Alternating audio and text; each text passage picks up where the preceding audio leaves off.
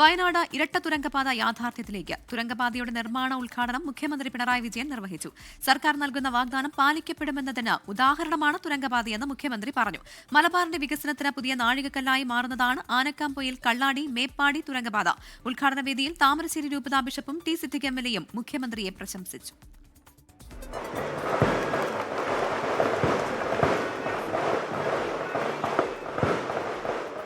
വികസന സ്വപ്നങ്ങൾക്ക് ഗതിവേഗം പകർന്ന് ഇരട്ട തുരങ്കപാത നിർമ്മാണ പ്രവൃത്തികൾക്ക് തുടക്കം. ആനക്കാംപൊയിൽ സെന്റ് മേരീസ് സ്കൂൾ ഗ്രൗണ്ടിൽ നടന്ന ചടങ്ങിൽ മുഖ്യമന്ത്രി പിണറായി വിജയൻ സ്വപ്ന പദ്ധതിക്ക് തറക്കല്ലിട്ടു. വികസന പദ്ധതികൾക്ക് തുരങ്കം വയ്ക്കാൻ ശ്രമമുണ്ടായെന്ന് മുഖ്യമന്ത്രി. ഇത്തരത്തിലുള്ള പദ്ധതികൾ ഏറ്റെടുക്കുമ്പോൾ അതിനെ തകർക്കാനുള്ള നിരവധി ശ്രമങ്ങളാണ് നമ്മുടെ നാട്ടിലുണ്ടായത്. ചുരുങ്ങിയത് 50 വർഷം കാത്തിരുന്നാൽ പോലും നടപ്പാകാത്ത പദ്ധതികൾ, അവയാണ് ഈ ഘട്ടത്തിൽ യാഥാർത്ഥ്യമാക്കാൻ ഇത്തരം ഇടപെടലുകളിലൂടെ നമുക്ക് കഴിഞ്ഞു.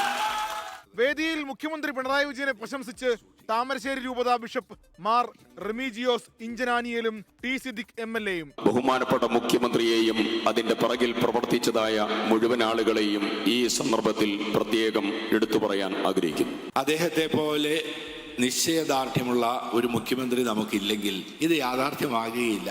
വയനാട്, കോഴിക്കോട് ജില്ലകളെ ബന്ധിപ്പിച്ച് ആനക്കാംപൊയിലിൽ നിന്ന് കള്ളാടി വഴി മേപ്പാടിയിലേക്കാണ് തുരങ്കപാത. താമരശ്ശേരി ചുരം വഴിയുള്ള ഗതാഗത പ്രശ്നങ്ങൾക്ക് പരിഹാരമാകുന്ന ബദൽപാത.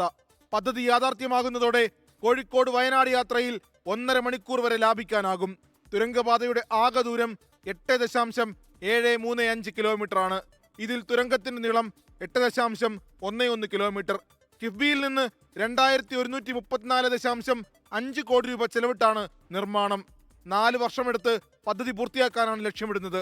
മന്ത്രിമാരായ KN Balagopal, PA Muhammad Riyas, OR Kelu, AK Saseendran എന്നിവർ ചടങ്ങിൽ പങ്കെടുത്തു. 24 വയനാട്. ലോകത്തെവിടെയായാലും ഏത് സമയത്തും 24 വാർത്തകളും ഓഗ്മെന്റഡ് റിയാലിറ്റി പാക്കേജുകളും എക്സ്പ്ലെയിനറുകളും വിശദമായി കാണാൻ ഞങ്ങളുടെ യൂട്യൂബ് ചാനൽ നിങ്ങൾക്ക് സബ്സ്ക്രൈബ് ചെയ്യാം.